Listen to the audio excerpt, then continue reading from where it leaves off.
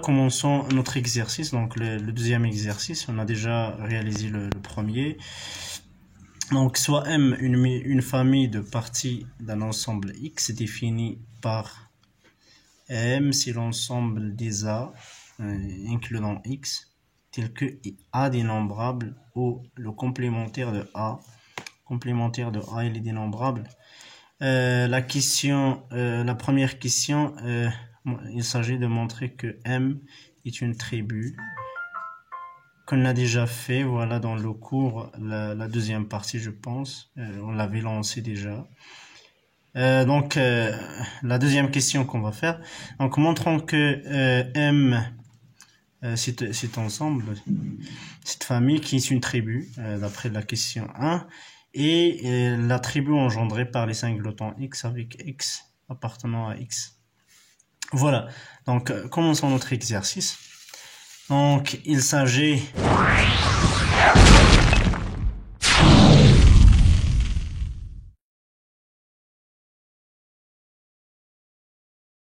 on a donc la deuxième question, il s'agit de montrer que M c'est la mesure, ou bien c'est pas la mesure, pardon, c'est l'attribut engendré par les singletons X avec X appartenant à X. Donc, on va montrer donc que M, il est incluant le sigma de X, l'attribut engendré par X, et l'inclusion inverse, donc c'est sigma engendré par singleton X, donc l'attribut engendré par le singleton X, il est inclus dans M. Donc, commençons par la première. M est inclus dans sigma de X. En effet, si l'on prend un élément A appartenant à M, soit A appartenant à M, alors A inclus dans X par définition, par construction de M, A inclus dans X tel que A dénombrable ou A complémentaire, il est dénombrable. On peut écrire A sous la forme de la réunion des éléments de X, donc des X appartenant à A, des singletons X. De même, on peut écrire le A complémentaire sous la forme de la réunion des X appartenant à A complémentaire des singletons X. Donc on a A dénombrable ou A complémentaire dénombrable équivaut que la réunion X appartenant à des X dénombrables ou la réunion des X appartenant à A complémentaire des X dénombrables. Puisque l'un des deux il est dénombrable, comme le singleton X il appartient à sigma de X, quel que soit X appartenant à X, en particulier si X appartenant à A ou bien X appartenant au complémentaire de A. Donc l'un des deux il est dénombrable par stabilité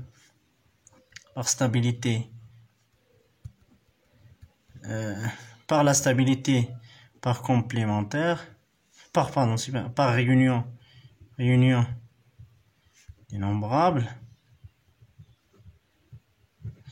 c'est-à-dire puisque sigma X est une tribu.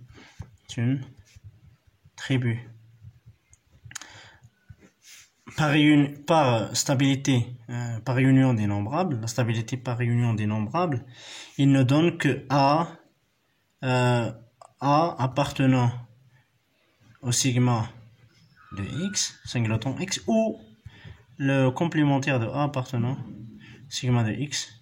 Dans tous les cas, si l'un des deux il appartient, par stabilité, d'après la stabilité par complémentaire, d'après la stabilité par complémentaire,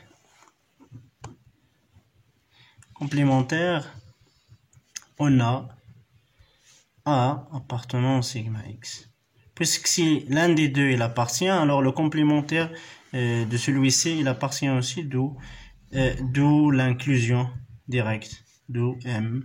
On a pris A dans M et on le trouve dans le sigma X, donc M il est inclus dans le sigma X. Voilà. De plus, donc on va montrer de même l'inclusion inverse. On va montrer que sigma de X il est inclus dans M. En effet, voilà. En effet, si l'on prend tout d'abord, c'est quoi sigma X? Je pense, vous pouvez, si la plus petite tribu, par définition, si la plus petite tribu engendrée par X. Donc, si la plus petite tribu contient X, je pense c'est X et le complémentaire de X et le X et le vide. Voilà, c'est la plus petite tribu engendrée par le singleton X. Ok, donc voilà, c'est la plus petite tribu engendrée par le singleton X. Donc si l'on prend un élément donc A qui est dans le singleton X, donc on a 4 cas. On a 4 cas, donc par disjonction des cas. Si A est égal à X, si A est égal à X, alors le complémentaire de A c'est le vide, il est dénombrable. C'est bien, donc c'est l'un des deux, il est dénombrable, puisque le vide il est dénombrable, bien. Donc A, dans ce cas, A appartenant à M. Si A est égal au singleton X, alors il est dénombrable. Voilà, il est dénombrable. Même si le complémentaire ne l'est pas, on n'a pas de problème. Voilà, complémentaire. Et donc l'un des deux, il est dénombrable. Pour qu'il soit, bien, pour qu'il appartienne à M, il doit vérifier l'un des deux. L'un des deux, il est dénombrable. Donc on a A, il est dénombrable. Si A est égal au complémentaire de X, alors le complémentaire de A, c'est singleton X, qui est dénombrable. On n'a pas de problème. On a le complémentaire, il est dénombrable. Si A enfin est égal à le vide, il est dénombrable, même si le A complémentaire c'est X, qui n'est pas forcément dénombrable, on n'a pas de problème. Dans tous ces cas, dans tous ces cas, on a A dénombrable ou A complémentaire dénombrable. Ainsi, A appartenant à M. D'où le sigma de X, il est inclus dans M. Conclusion. La conclusion de l'exercice, c'est sigma de X est égal à M. On a montré dans le premier plan que M il est inclus dans sigma X. Et on a montré que sigma X il est inclus dans M. Et enfin, on a trouvé l'égalité. Donc, passons au troisième exercice. Voilà le troisième exercice. Voilà, soit A et B appartenant à R. A inférieur strictement à B. Vérifier que l'isover qui s'écrit de façon un intervalle AB, si la réunion dénombrable des intervalles A plus 1 sur NP. Et montrant que la tribu borélienne, qui est le sigma engendré par tau, par la topologie sur R, elle est engendrée aussi par cette famille, la famille des intervalles A, B semi-fermés et semi ou semi-ouverts. Ok, l'exercice il est clair. Ok, la première question, il s'agit de montrer que l'intervalle AB est égal à la réunion n est égal à 1 jusqu'à plus l'infini des intervalles semés ouverts A plus 1 sur n, B. Voilà, il est très clair que d'après un axe, voilà déterminé comme ça, on a ici A plus 1 sur n et A ici B. Donc il est clair que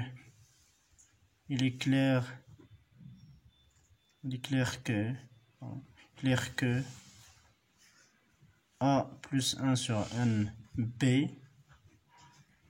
il est inclus dans AB, AB ouvert, quel que soit n supérieur ou égal à 1. Voilà. Donc passant à la réunion sur n supérieur ou égal à 1, si on passe à la réunion dans toutes les deux membres, on va trouver qu'il est inclus dans AB, il va rester inclus dans AB. Voilà, comme d'autre part, comme AN est égal à, si l'on pose AN est égal à l'intervalle A plus N B, il est clair qu'il est croissante. Donc lorsqu'on augmente N, l'intervalle, lorsqu'on augmente N, l'intervalle c'est large. Donc c'est large, donc il y a une croissance au sens de l'inclusion, AN plus 1. Donc il y a une croissance, donc si il converge, donc si de suite il converge vers la limite, vers une limite, voilà, il converge vers l'intervalle AB, qui inclut, c'est pas inclus, donc vers cet intervalle, donc qui contient absolument l'intervalle AB. Donc il converge vers un élément qui atteint. Donc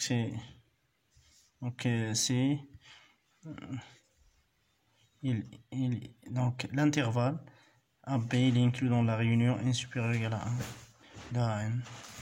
D'où AB il est inclus dans la réunion n supérieur égal à 1 des intervalles A plus 1 sur n B. Et enfin, l'intervalle AB est égal à la réunion n supérieur égal à 1 des intervalles semi-fermés, bien semi-ouverts, comme ça. Voilà. La deuxième question, c'est pas la deuxième question de la même question, mais il s'agit de montrer que l'intervalle, comme ça, AB, c'est l'intersection, je pense. C'est pas intersection, non, n'est-ce pas? Mais c'est l'intersection de n supérieur égal à 1 de l'infini des intervalles A moins 1 sur 1 B. Voilà, comme ça. Comme d'après un axe qui décrit la situation, donc on a A ici, on a A moins 1 sur n, on a B. Donc il est clair que AB il est inclus dans l'intervalle A moins 1 sur n, B quel que soit n supérieur ou égal à 1.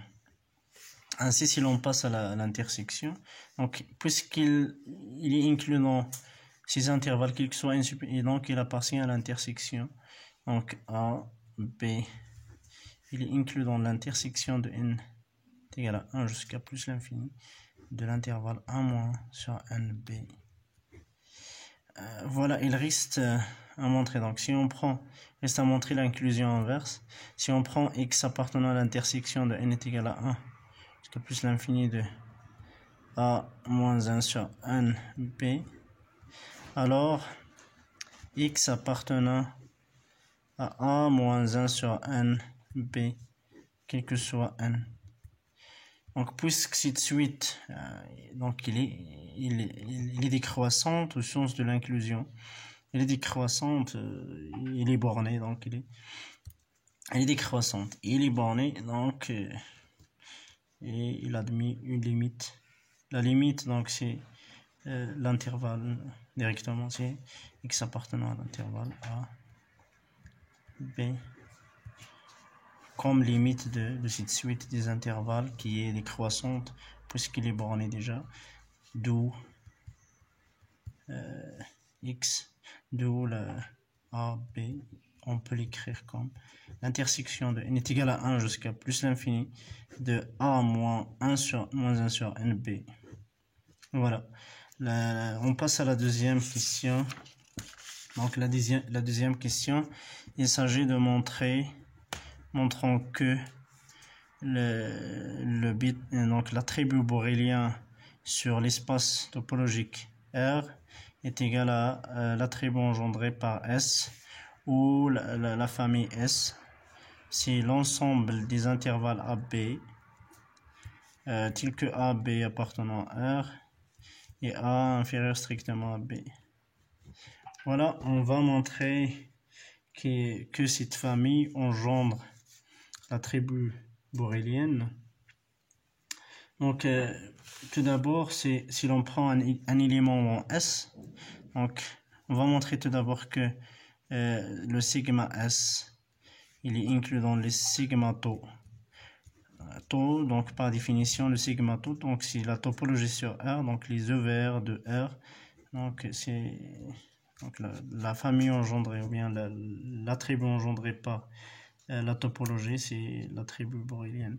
Donc on va montrer, donc en prenant un élément dans le sigma S, ou bien dans S en général, on prend dans S un élément comme ça, donc A il s'écrit sur la forme AB, puisque les éléments avec A inférieur strictement à B et AB appartenant à R, donc c'est un élément, les éléments de S, ils s'écrivent sur la forme suivante.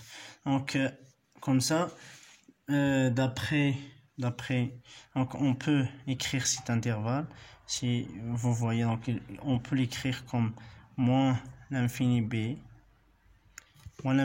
intersecte avec moins l'infini A complémentaire. Comment? Donc c'est on a ici B, on a ici A.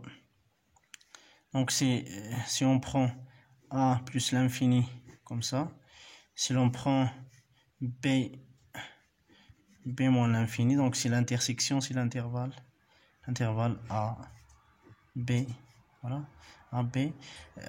Le complémentaire, donc c'est un complémentaire d'un EVR, donc c'est le A plus l'infini, c'est le complémentaire de moins l'infini A. D'où, donc, comme sigma tau est une tribu sur R, alors on a les intervalles suivantes, celui-ci, le complémentaire de celui-ci, il lui appartient, donc l'intersection, il est stable par intersection finie, d'où le AB appartenant à sigma tau. Et enfin, on a le S, il est inclus dans le sigma tau. Donc on a une propriété, c'est une famille, il est inclus dans une tribu. Alors l'attribut engendré par cette famille, il est inclus dans cette tribu. Voilà. Il nous reste à montrer l'inclusion inverse.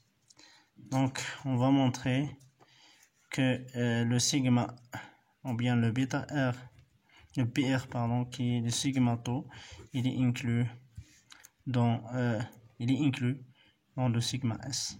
Donc si l'on prend un élément dans tau, θ appartenant à tau, donc θ appartenant à tau, donc d'après le lemme qu'on a vu dans le cours, θ il s'écrit comme réunion des nombrables sur n est égal à 1 jusqu'à plus l'infini, bien m, pour bien indexer, donc le m, pour ne pas avoir une ambiguïté avec les indices, donc A, M, BM. Et voilà. Donc, puisque les intervalles, d'après la question, la première question, les intervalles AB s'écrit comme la réunion des intervalles semi-fermés. Donc, le θ est s'écrit comme la réunion sur M est égal à 1 jusqu'à plus l'infini. De la réunion sur N est égal à 1 jusqu'à plus l'infini. De quoi? Donc, des intervalles AM plus 1 sur N. BM. Voilà. Plus cette réunion qui va être commune. Donc, cette réunion composée de AM plus 1 sur N, BM. Comme ces intervalles, il appartient à S, donc ils sont de la forme AB. Donc, comme bien expliqué, comme AM plus 1 sur N, BM, il appartenant à S, et il appartenant à sigma S, donc sigma S aussi, donc il appartenant à sigma S, de tout, il appartient à S, donc il appartient à sigma S, puisque sigma S est une tribu,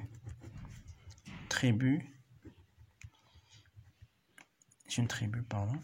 Donc s'il C c'est une famille qui appartient, c'est une famille sur NM en fin de compte, donc sur NM, cette famille appartient au S, donc on a la stabilité par réunion dénombrable, alors enfin θ il appartient au sigma S. Ainsi on a pris l'élément dans taux, donc taux il est inclus dans le sigma S, et enfin sigma de taux il est inclus dans sigma S, d'où sigma, non, le BR qui est le sigma taux, il est inclus dans sigma S. Conclusion, la tribu borélienne sur l'espace topologique R, il est engendré par donc si la tribu engendrée par la famille des éléments bien des semi-intervalles, des intervalles semi-ouverts. Et voilà, on a fini cette partie. Donc on passe à notre exercice. Donc c'est le troisième, je pense. C'est le quatrième exercice. Le quatrième exercice qui est un peu facile, c'est pas trop difficile. Donc soit X un ensemble et A et B deux éléments de l'attribut sur X, en montrant que mu de A intersecte avec B plus mu de A union B est égal à mu de A plus mu de B.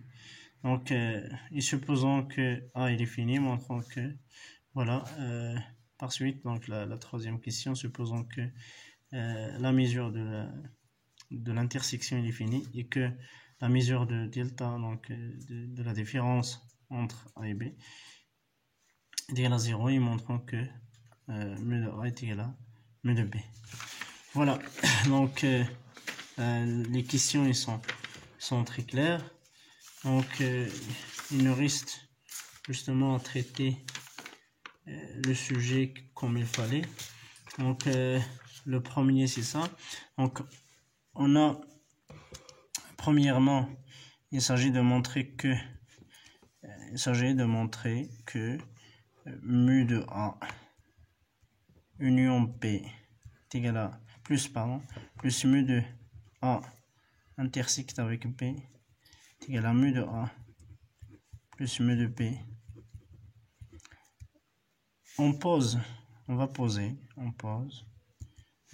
C est égal à A intersecte avec B, et après c'est A moins le A intersecte avec B, B' c'est B moins l'intersection de A et B.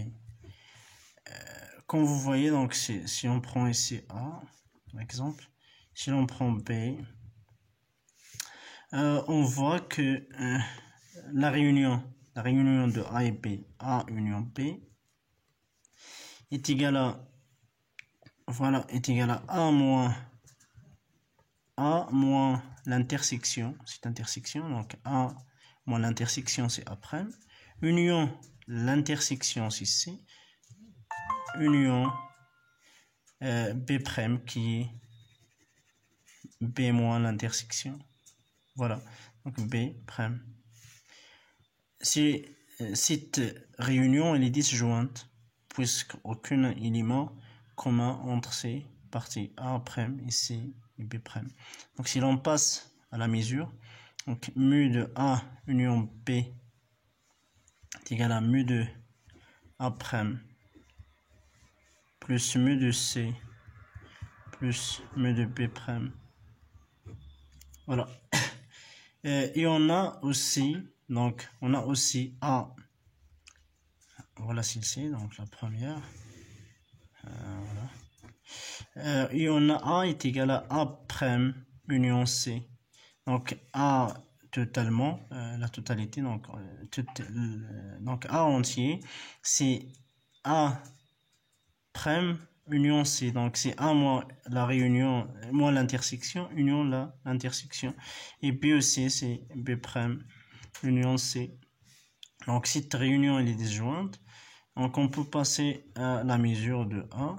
C'est la mesure de A' plus la mesure de C, la mesure de B aussi, donc c'est la mesure de B' plus la mesure de C.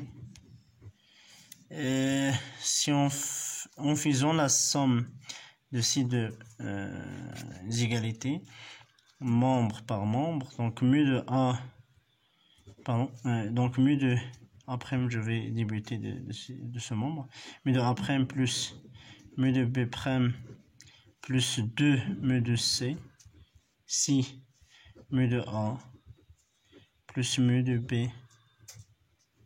Voilà. Donc c'est 1 ici, deuxième ici. Voilà.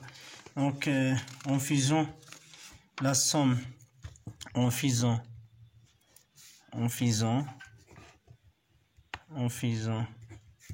la somme de 1 et 2 membre par membre, on obtient mu de A union B plus mu de C,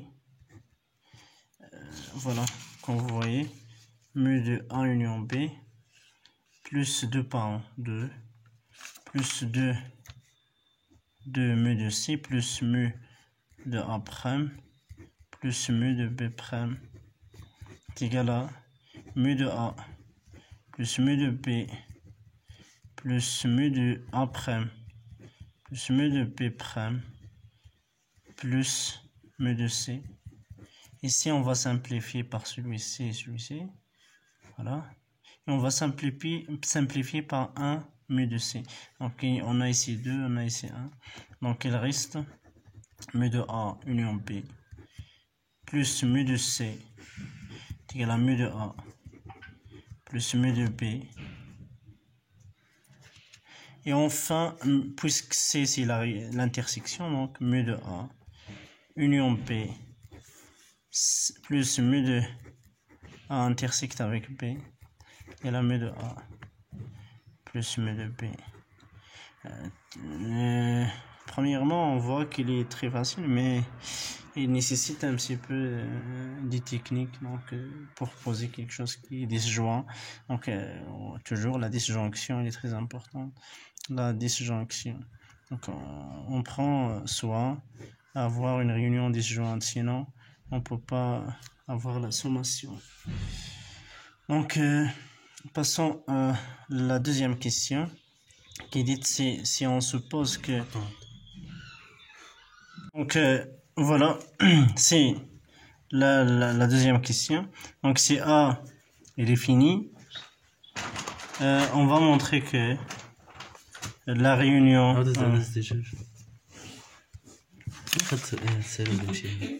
كيستشهد المشاركة.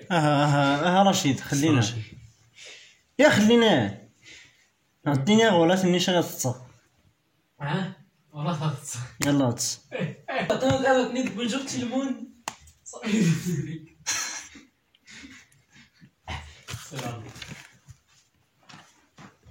Donc, commençons la deuxième question. Donc, si on suppose que la mesure de A il est finie, et il s'agit de montrer que, montrant que la mesure de la réunion de A et B est égale à la mesure de A plus la mesure de B moins la mesure de l'intersection de A et B.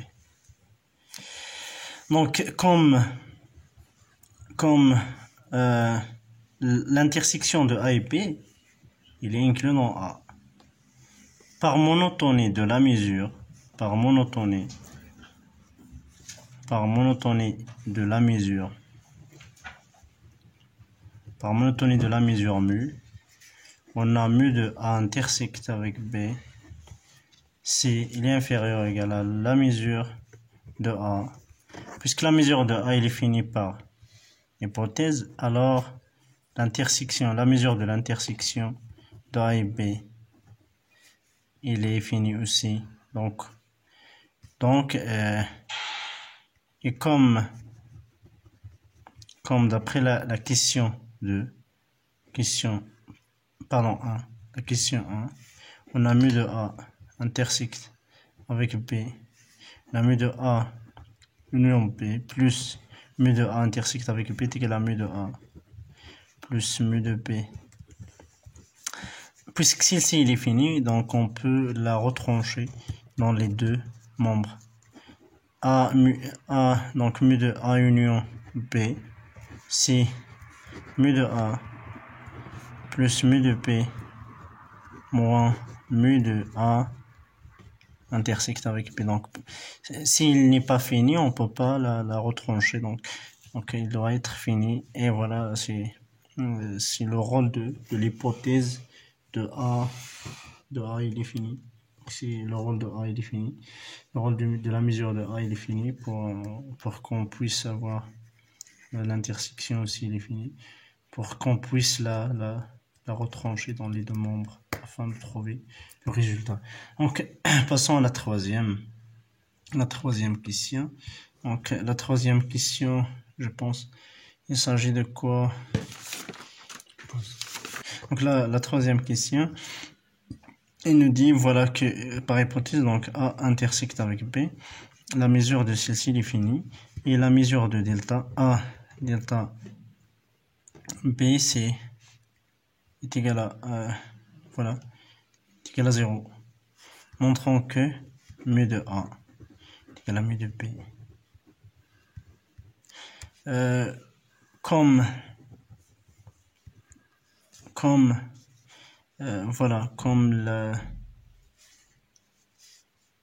A union B, c'est A delta B union l'intersection de A et B. Donc on a ici comme ça A, B. Le delta c'est celui-ci. Donc c'est celui-ci. Delta.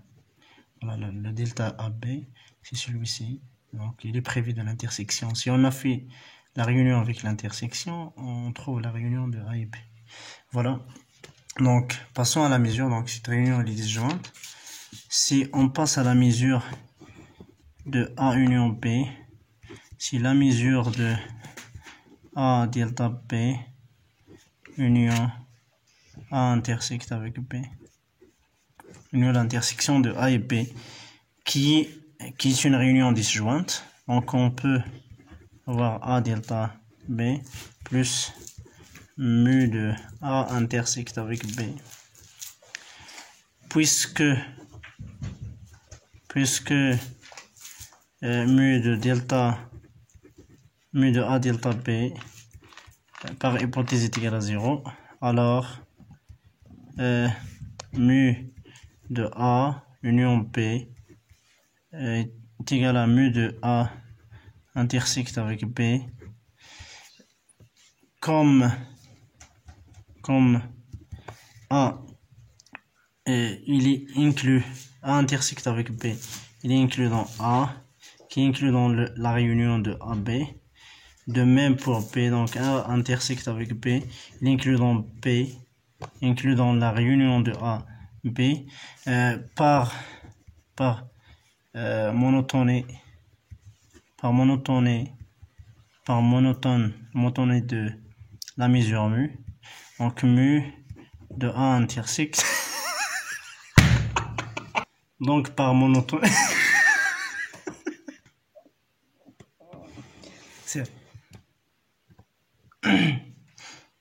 par monotonie de mu.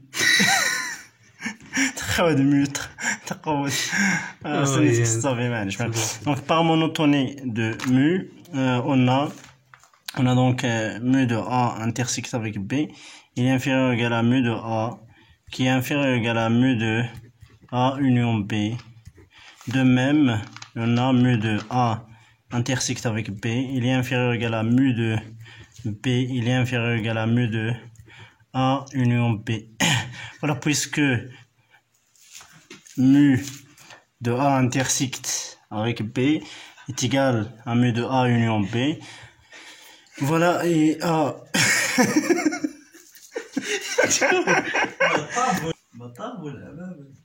Donc, il en résulte directement. Il en résulte que mu de A est égal à mu de B. Et voilà, on a fini notre exercice. J'espère que vous avez profité de ces exercices et on verra prochainement d'autres exercices sur la mesure et intégration. Voilà, j'espère que vous allez tous bien. Au revoir.